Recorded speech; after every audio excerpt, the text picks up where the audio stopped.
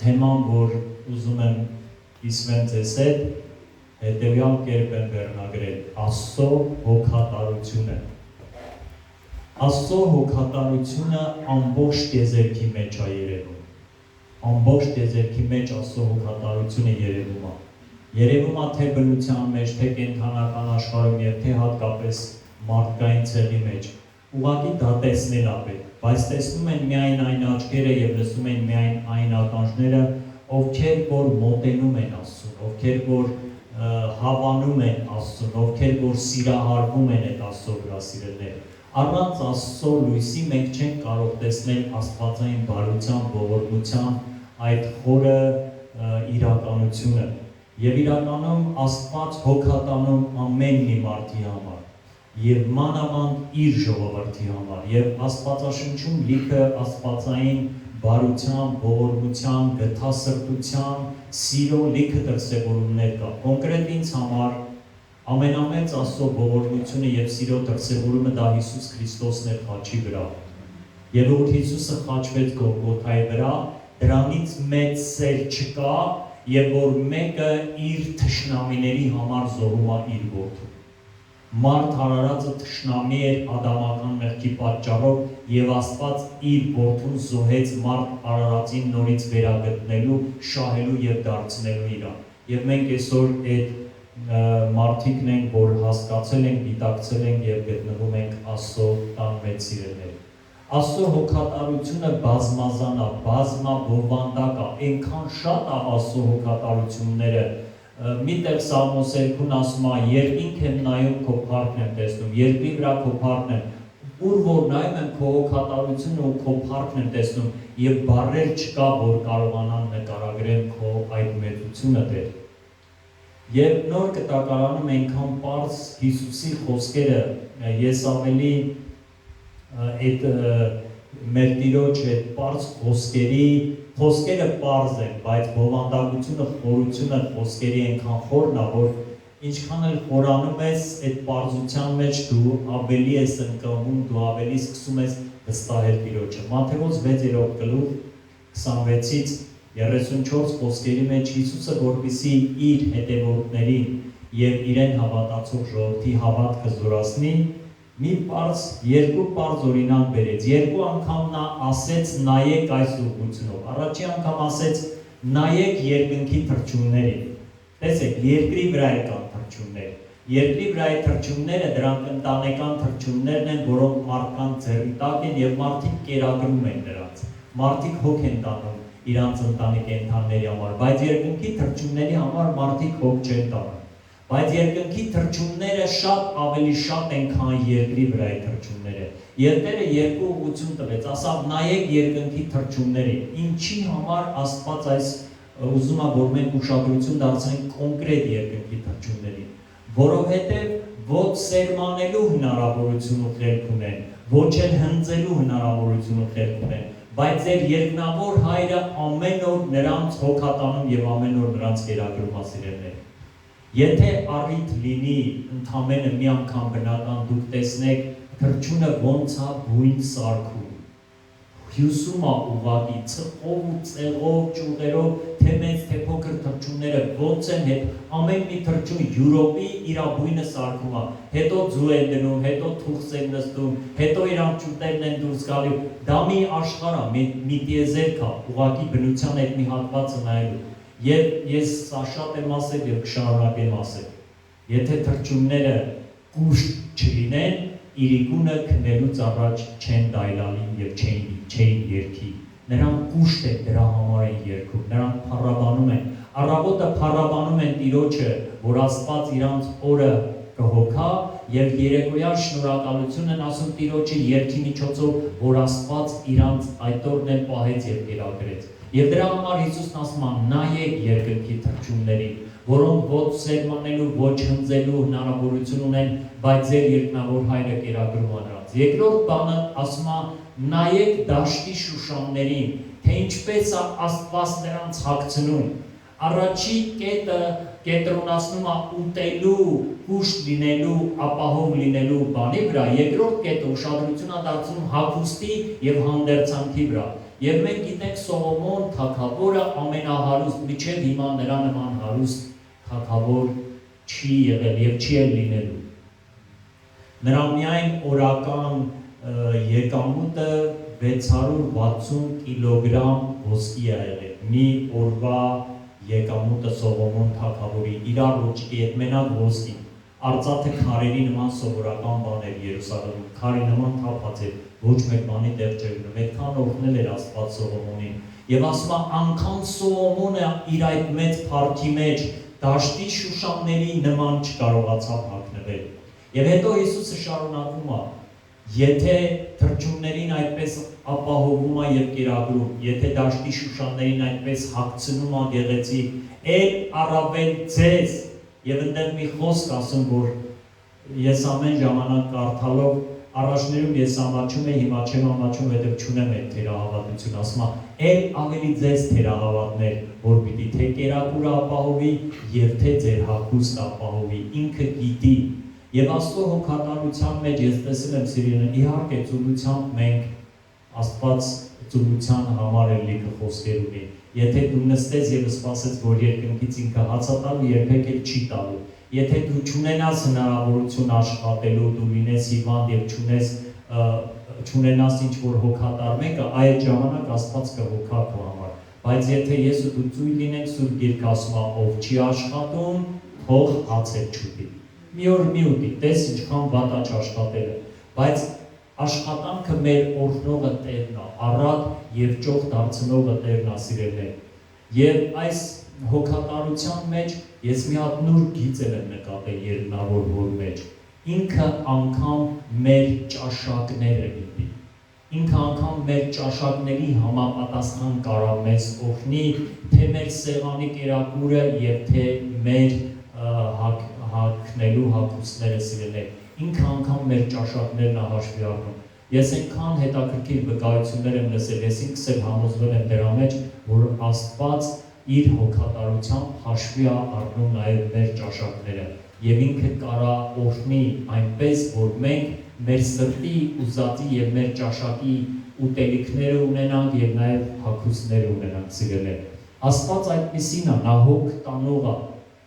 եւ դրա համար ասում է հոգս մի անեք, թե ինչ եք ուտելու եւ ինչ եք խմելու եւ որովհետեւ ասում է հեթանոսներն են դա խնդրում եւ դրա մասին անհանգստանում եւ մտածում սիրելիներ։ Հոգս չանել չի նշանակում անծրագիր լինել եւ կամ պլանավորված կյանք չունենալ։ Հոգս չանել Աստծո խոսքը հիմնականում սրա վրա է շեշտը դնում՝ վախի, տագնապի եւ անհանգստության։ Այս բաները մի թույլ տվեք, որ մտնեն ձեր սենյակ, մտնեն ձեր ներաշխարհը եւ ձեզ խառնեն այնպես, որ դուք կորցնեք Աստծո իրականությունը։ Մի թույլ տվեք։ Ես շատ եմ պատմել այս մասին, որ նեղություններ ունեինք եւ մի անգամ ճամփին գալիս խոսեցինք Տանյայի հետ, ասավ այս հարցերը կա ոնց պետք է անենք։ Իմ գլխուղեղի մեջ նենց մի հատ մթություն եկավ, իրոք այնքան շատ էր հոգսը ու իմ կարողություններն էլ հոգալու այնքան փոքր էր, որ ես քայլերս արագացրի, չտեսա էլ ոնց Տանյային թողի հետևում, արագ գնացի աղոթքի, փախա իմ աղոթքի սենյակ եւ հենց մտա աղոթքի սենյակ, ասի Տեր, այս հարցերը ոնց պետք է լինի։ Եվ Աստված ասա, բայց ում խոսքերն ավելի մեծ, իմ թե Տանյայի։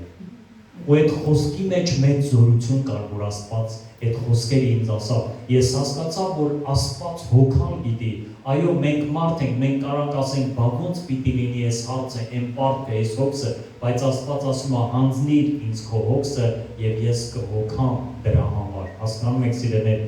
միշտ տեսանելի վախի միջոցով սատանան փորձում է մուտք գործի մեր ներաշխարհ, մեր մտածելակերպ եւ մեր էմոցիաների մեջ բերի խառնաշփոթ, բայց Աստված ճիշտ հակառակը ասում է սովորիր ապավինել ինձ։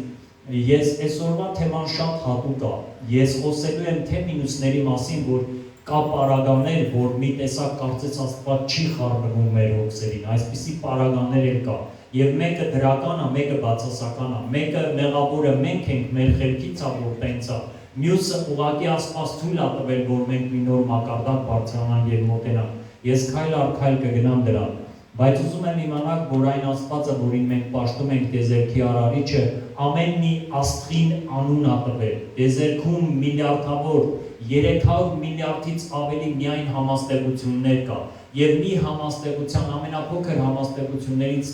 փոքրը մեր Ծիրկաթին համաստեղությունն է։ Մենք գտնվում ենք Ծիրկաթին համաստեղության մեջ, երկրագունդը այդ համաստեղության ֆոնի մեջ ասեղի գլխի, ասեղի ծայրից էլ փոքր է, չի երևում։ Եվ մեր համաստեղության մեջ այնքան աստղերը շատ են, որ եթե մարդը մի վայրկյանում մի աստղ հաշվի, մի վայրկյանում մի աստղ պատկերացրեք, 2500 տարի է պետք, որպեսզի մի մարդ կարողանա միայն Ծիրկաթինի համաստեղության աստղերը հաշվի։ Բայց Աստված այդ ամեն աստղերին անուն ա դրել։ Այդ միայն մի համաստեղությունը, դուք պատկերացնում եք 300 միլիարդ համաստեղություն են հայտնաբերել արդեն աստղագետները սիրելիներ։ Անհնար է ուղղակի պատկերացնել նրա մեծությունը, նրա ամենակարողությունը, բայց ինչու ենք մենք վախկոտ, ինչու ենք անհանգիստ եւ տագնապած, որովհետեւ միակ հիմքը, հենարանը, որը կարող ինձ ու քեզ զորացնի եւ հաղթական դարձնի, դա Աստծո խոսքն է, որ գրված Աստվածաշնչի մեջ, որի մասին ես շատ եմ ասում, որ մենք ամեն օր պիտի ծարավացի նման, ագահի նման, միակ բանը, որ կարելի է ագահաբար մոտենալ, դա Աստծո խոսքն է։ Մնացած բաների հանդեպ ագահությունը կռապաշտության մեջ կա, սիրելիներ։ Տեսեք, մեր կյանքում բաներ կա, որ Աստված թույլ է տալի նեղության բորբոք, բայց ինքը դա նպատակային է թույլ տալի, որպեսզի ես ու դու մի նոր մակարդակի մեջ բարձրանանք եւ ավելի մոտենանք ու ավելի ճանաչենք։ Ես իմ կյանքից օրինակներ շատ եմ բերել, որովհետեւ շատ կրակներով եմ անցկացել եւ մի ժամանակաշրջան կա, որ լուրջ նեղության մեջ ենք։ Մենք ապրում ենք Դոմիկում 6 մետր երկարություն, 3 մետր լայնություն, ամառը այնքան շոգեր չենք կարող, քնենք գիշերները, ցերեկով էլ դռանն ենք, ծառերի տակ ենք հաց ուտում, ձմեռն էլ այնքան ցուրտ էր, հավառում ենք, չէր տականում, փչում, ու 2 տարի ավել ապրել ենք այդ Դոմիկում։ Ու ժամանակ կար, որ ես սկսեցի աղոթել, ասել, ես Աստծո որդի եմ, ես այս տառապանքը, այո, համաձայն եմ, կարամ կրել, բայց ոչ աղքատությունը։ Ու ես սկսեցի աղոթել աղքատության դեմ։ Ու անմիջապես դրանից հետո ես դերս նոր էր ծնվել, երազել էի, տեսել, որ մեծ փորձություն ա մեզ սպասում, անմիջապես դրանից հետո ես դերը մեծ փորձության 3 ամսական աղիքների լուրջ խնդիր, որ բժիշկներն ասին մի դեղ կա, եթե դուք դա չճարեք եւ չսրսկեք, երեխան կմահանա։ Ես ծոմ էի պահում, մենք տարանք Կիրովական, հնարավորություն ընդհանրապես չկար, ահագին պարտքարին, բայց Աստված այդ 10 օրերի մեջ մեկը մեկի հետևից գերբնական հրաշքներ էր անում։ Այդ դեղի մի ամպուլը, ուրեմն 99 թվականի բան եմ պատմում։ Այդ դեղի մի ամպուլը $150 արժեր։ Ու մի ամպուլով 2 սրսկում էին անելու, ամեն օր մի սրսկում, բայց հաջորդ օրը այդ ամպուլի դեղը փչանում էր։ Այսինքն այդ $150 ոնց որ կեսը ջուրը լցնեին։ Մեկ էլ հանկարծ Վրաստանից մի երեխա էլ բերին նույն խնդրով, մենք 2 ծնողներով մի ամպուլ առանք, մի ամպուլը կիսում ենք 2 մասի ու չէր կորչում դա, հասկանում եք։ Դա այնքան գերբնական եղավ ու 10 օրվա մեջ վերականգնում է եկավ ու Տերը լսեց, հետո ես աղոթում եմ, ասում եմ Տեր, ես աղոթում եմ, որ դու հանես այս տառապանքից, այս աղքատությունից ավելի մեծ խնդիրներ առաջացավ եւ Աստված խոսեց ինձ հետ, առաջի Պետրոս 4:12 խոսք։ Սիրելիներ, օտար բան մի համարեք այն փորձությունը, որ կրակի պես ձեր մեջ բորբոքվում է ձեզ փորձելու համար, իբր թե մի անսովոր բան է պատահում ձեզ։ Տեսեք, կան փորձություններ, որ Աստված թույլ է տալի եւ ես որ հետ եմ նայում եւ տեսնում եմ իրոք դժվար է։ Այդ 10 օրը դուք չեք պատկերացնի, բայց մի բան կար, ես ավելի շատ գնացի աղոթքի մեջ, ես մտա ծոմերի մեջ։ Ես եւ որ այդ փորձությունը ավարտվեց, դա կարճ տևեց, բայց ես հետ նայեցի ու տեսա, ես մոտեցել եմ Տիրոջը։ Ու մի վայրկյան թույլ չտվի, որ տրտունջը հյուր գա ինձ։ Տրտունջը պատտվում էր հեռուներում, փորձում էր մոտենալ, բայց ես թույլ չէի տալի։ Հակառակ այդ բոլոր սատանայական մտքերին ես ծնկի էի գալի եւ ասում էի, Տեր, փառքը քոնն է, դու ես տվել, քոնն է, ես քեզ եմ ապավենում։ Որովհետեւ Աստված նաեւ զգուշացրել էր երազով, ես երազ էի տեսել։ Այդ դեպքից մի 2 շաբաթ առաջ Տերը երազով ցույց է տվել, որ մեծ վտանգ կա սպառնում։ Ինքը ժամանակ ընդամենը 3 ամսական է, Ինչ եմ ուզում ասեմ, կա նեղության տեսակ սիրելիներ, որ Աստված թույլ է տալի, բայց ինքը նաև երգեր է տալի։ Եվ սա նպատակը սրա, որ մենք ավելի մոտենանք Տիրոջը, ավելի մեր անձերը խոնարհենք Տիրոջ առաջ։ Եվ այս տեսակ նեղություններ հնարավոր է լինի մեր կյանքում, ուղղակի մարդիկ հալածեն մեզ Քրիստոսի համար, ուղղակի ֆինանսական դժվարություններ լինի, ուղղակի գերդաստանի կամ ազգային նույնիսկ ինչ-որ խնդիրներ առաջանա, եւ այս նեղության բորբոքումները նպատակը, որ մենք մոտենանք Տիրոջը։ Տեսեք, միջև ես կանցնեմ բացասականին Փիլիպպեցիների 4-րդ գլխի 6-րդ խոսքը, ուզում եմ հատիկ առ հատիկ այս հենց կոնկրետ 6-րդ խոսքը հատիկ առ հատիկ ձեզ համար մեկնեմ այն ինչ որ Աստված ինձ այս տարիներին սովորեցրել է։ Ոչ մի բանի համար հոգս մի արեք, այլ ամեն բանի մեջ աղոթքով եւ աղաչանքով գոհությունով մեկտեղ ձեր խնդրվածքները թող հայտնի լինեն Աստծուն։ Առաջի բանը ոչ մի բանի համար հոգս մի արեք։ Նորից եմ ասում, սա չի նշանակում չպլանավորել շաբաթը, ամիսը կամ տարի։ Դրա մասին չի ասում Աստված։ Աստված ասում է վախի, տագնապի եւ անհանգստության մասին։ Թույլ մի տվեք, որ վախը, տագնապ, անհանգստությունը ձեր հոգսի հետ խառնվի եւ գրավի ձեր միտքը եւ ձեր էմոցիաները, եւ դուք ուղղակի կորցնում եք ձեր հավատքն ու վստահությունը։ Եվ դրանից հետո արդեն տրտունջն ա հյուր գալի։ Իսկ տրտունջը մեծ մեղք է Աստծո առաջ, շատ վտանգավոր մեղք է։ Ագահության եւ կռապաշտության շարքի մեջ է Պողոս առաքյալը դնում տրտունջի մեղքը։ Ուրեմն դադարեք շարունակաբար տանջվել մտահոգություններով։ Առաքյալը չի ասում, թե պետք է անպատասխանատու լինել, այլ զգուշացնում է մտքի մասնատումից եւ տագնապը կատվածահար է անում մարդին եւ հեռացնում խաղաղությունից։ Հիմա ոչ մի բանի համար հոգս մի անեք եւ հետո ասում է աղոթքով ու աղաչանքով։ Երկու բառ է նշում, աղոթք եւ աղաչանք։ Պենտեկոստեի օրը ես աղոթքի եւ աղաչանքի մասին խոսեցի։ Աղոթքը սա ոչ թե ուղղակի խնդրանք է, աղոթքը մեզ տրված է որպես հնարավորություն, որ մեր հոգու հաղորդակցությունը երկնքի հետ ամուր պահենք։ Աղոթքը ավելի շատ փառաբանություն է, երկրպագություն է, դա մոտենալ է Տիրոջը, դա սա չի Տեր տուր ինձ այս բաները, դա երկրորդ մասում է։ Այլ Տեր փառաբանում եմ, գոհանում եմ, որ դու կաս, որ դու իմ Տերն ես, ես քեզ եմ ապավինում, ես քո կարիքն ունեմ, ես քո խոսքի հայտնության կարիք ունեմ, սա է աղոթքը։ Ես ուզում եմ շփվեմ քո հետ, ես ուզում եմ լսեմ քո ձայնը, ես ուզում եմ, որ դու իմ ձայնը լսես եւ իմ խնդրանքները քո առաջ հայտնի դառնան։ Սա է աղոթքը։ Աղոթքը այս մասը, որ Պողոսը ասում է, նկատի ունի մի թույլ տուր, որ քո հաղորդակցությունը երկնքի հետ կտրվի, մի թույլ տուր։ Դրա համար Սուրբ Գիրքը ասում է անդադար աղոթեցեք։ Դա չի նշանակում առավոտից իրիկու աղոթել, ոչ, դա նշանակում է ժամանակ ունենալ կարգուկանոնով աղոթքի կյանք, որտեղ որ մենք այդ երկնային հաղորդակցությունից բերկրանք ենք ստանում եւ վայելում։ Աստված ուրախանում է, որ մենք իր մոտ ենք գալի, մենք էլ ուրախանում ենք իր ներկայության եւ Սուրբ Հոգու լեցունությամբ սիրել։ Աղոթքը Սուրբ Հոգով լցվելու համար է։ Հետո ասում աղոթքով եւ աղաչանքով։ Այս աղաչանք բառը արդեն կոնկրետ որոշակի կարիքի համար արվող ջերմեռան դաղերցանք է կամ խնդրվածք է։ Այն բխում է սեփական տկարության եւ Աստծո օգնության անհրաժեշտության խոր գիտակցումից։ Եթե աղոթքը հարաբերությունն է Աստծո հետ, ապա աղաչանքը այդ հարաբերության մեջ կոնկրետ ցավի կամ կարիքի բարձրաձայնումն է։ Աղոթքը հարաբերություն է Աստծո հետ կամուրջ է հաղորդակցություն, բայց աղաչանքը դա կոնկրետ ցավի կամ կարիքի հայտնելն է Տիրոջը հարց։ Արդյոք չգիտի Աստված, գիտի, նա ասում է դեռ դուք չխնդրաք, ես գիտեմ, բայց մյուս կողմից էլ Աստծո խոսքը մեզ սովորեցնում է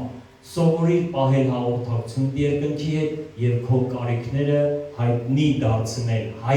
դարձնել Աստծուն։ Հիմա սա էլ է հետաքրքիր։ Մատթեոս 6:8-ում ասում է նա գիտի մեր կարիքները։ Դեռ բառերը դուրս չեկած 139 Սաղմոսի մեջ իմ խորհուրդները հեռվից գիտես։ Լա դեռ չմտած Աստված գիտի, ես ինչ պիտի մտածեմ, դեռ չմտածած սիրելիներ։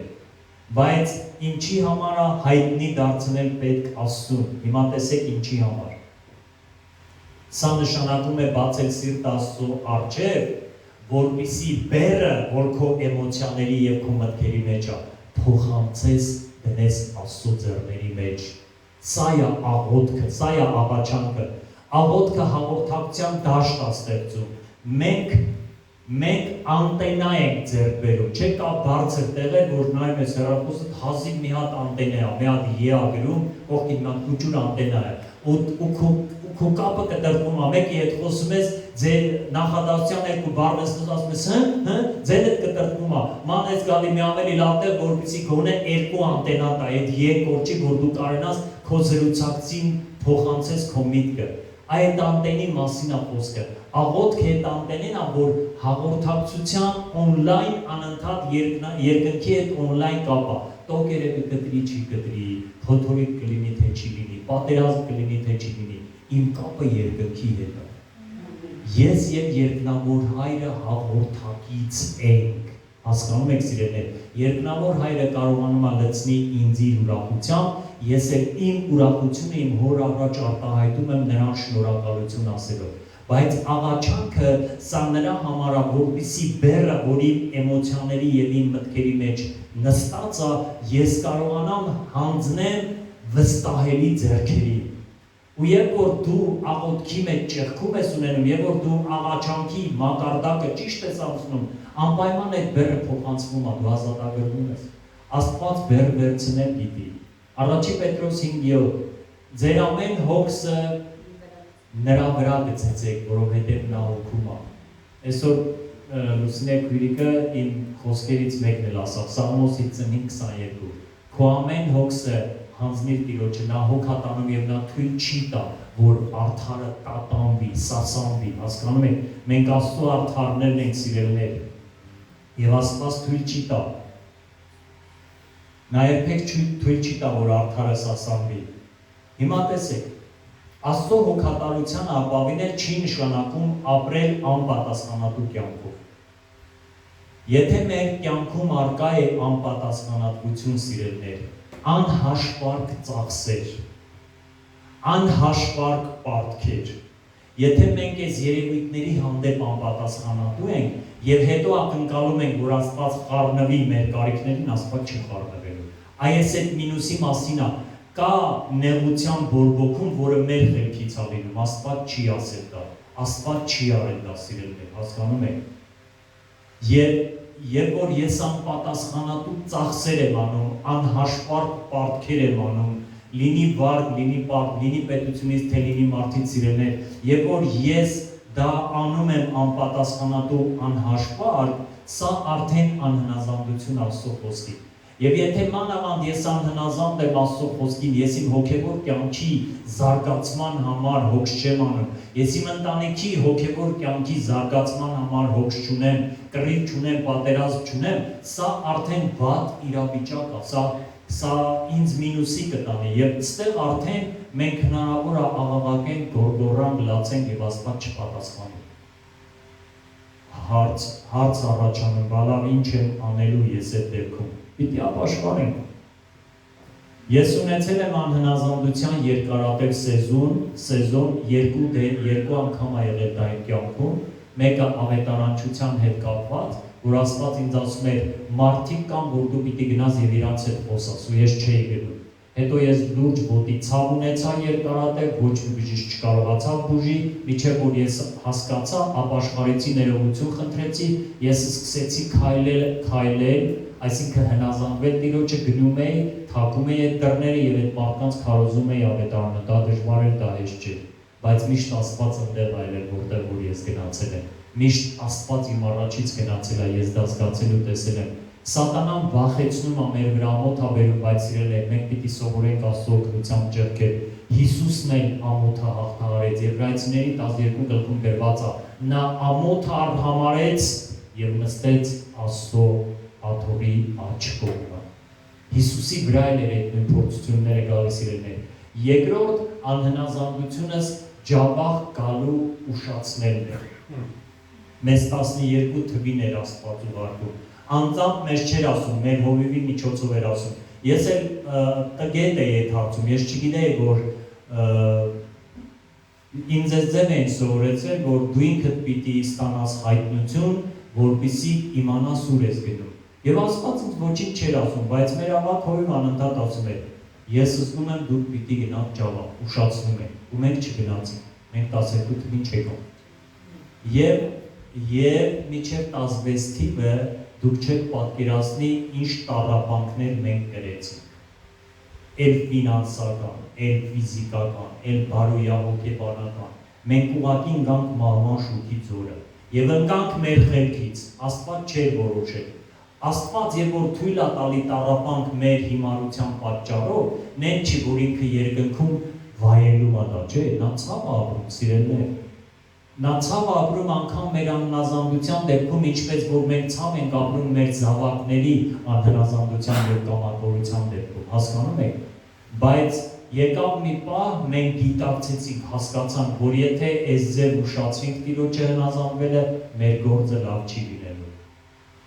Աստծո ներկայությունը գնալով, ես էլի ժամերով աղոթում եի, ես առանձնանում եի, ծոմ եի պահում, բայց զրո չկար աստվածային այն օրհնությունը եւ այն փառքը, որ հիմա վայելում ենք մենք եւ որ հնազանդվեցինք եւ եկավ։ Եվ հենց առաջի օրը, որ մենք մտել ենք Ջավախ, մենք տեսանք Աստծո ձեռքը։ Եվ տարի մենք տեսանք, որ Աստված ինչպես է օգնում։ Մենք սպասելիք էլ չունենք, որ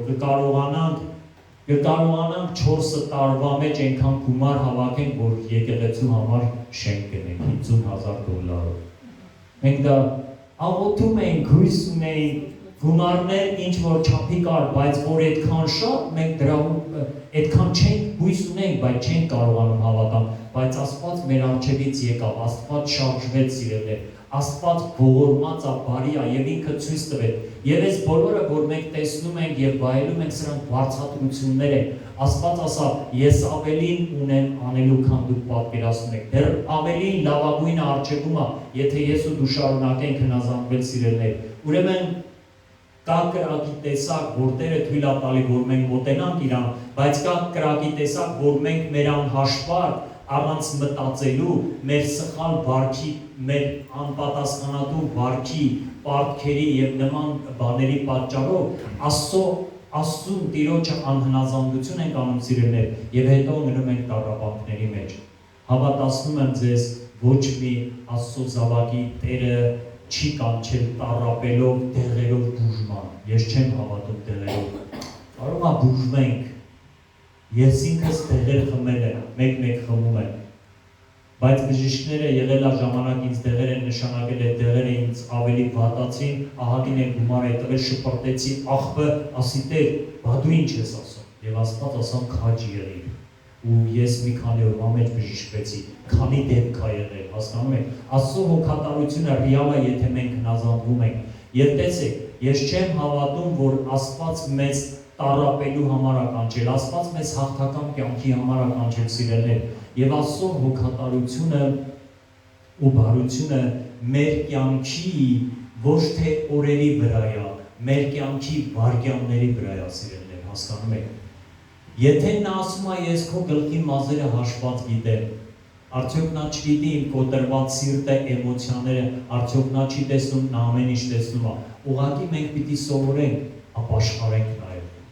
Եթե ընկել ես մի փոթորիկի մեջ, որի ելքը չես տեսնում եւ մի տեսակ ելք չես ստանում, ուրեմն մի բան կա, որտեղ դու շեղվել ես։ Մի տեղ կա, որտեղ դու շեղվել ես եւ Տերն ասում է՝ պիտի ապաշխարես։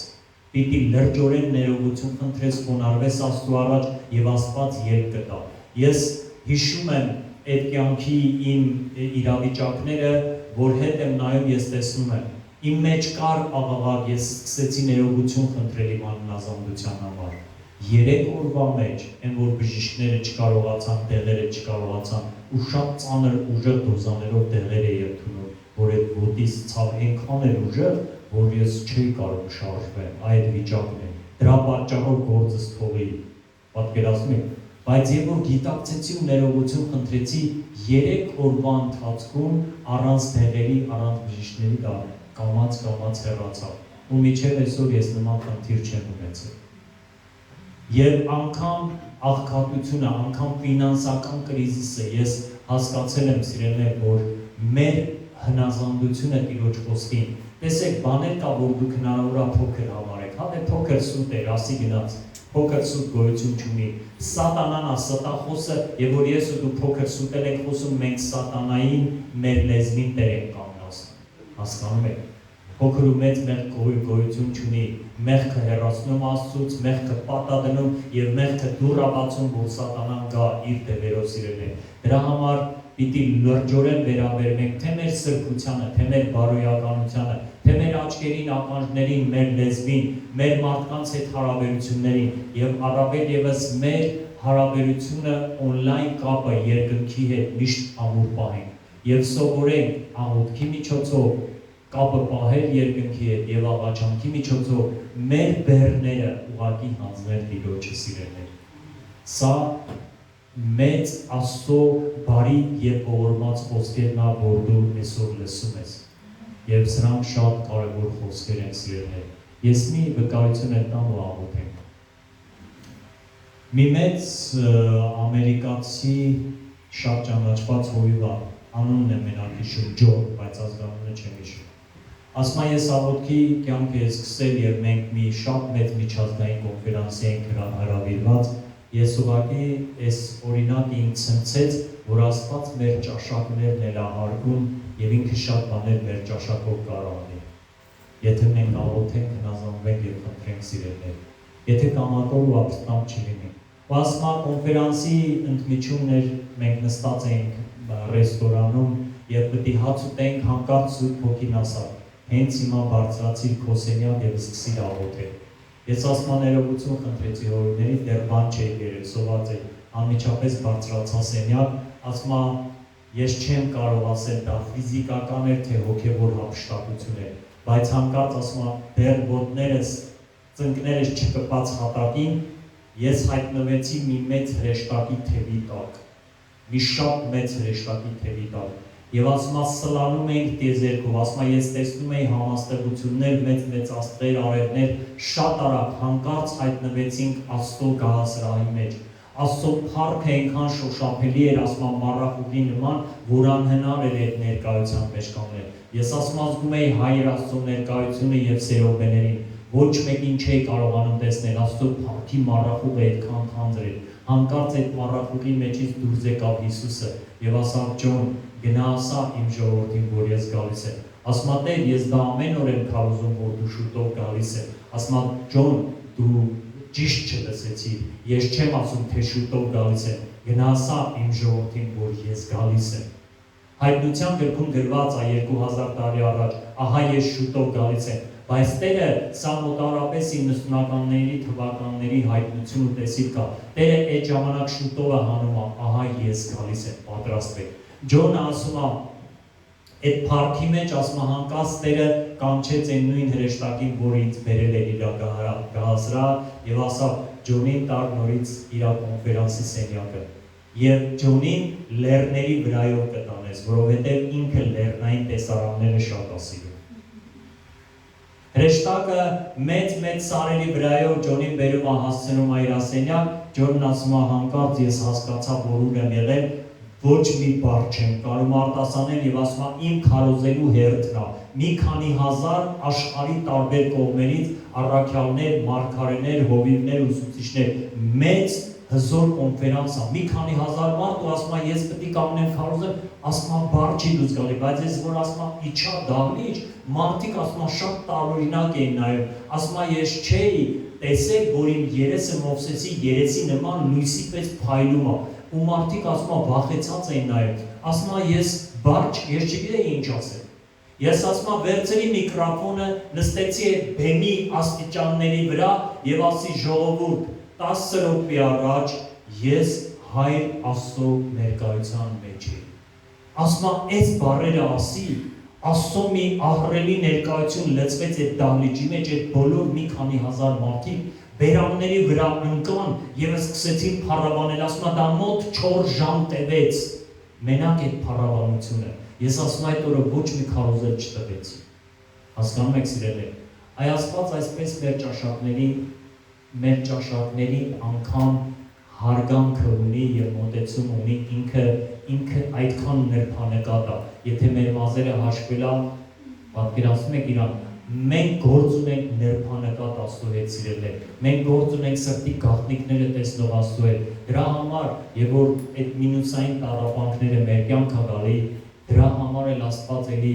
մեզ հանդիմանում է, մեզ գավազանում է մի նպատակով, որ մենք ուշքի գանք, դարձի գանք եւ հնազանդվենք իրան։ Սա է Տիրոջ նպատակը։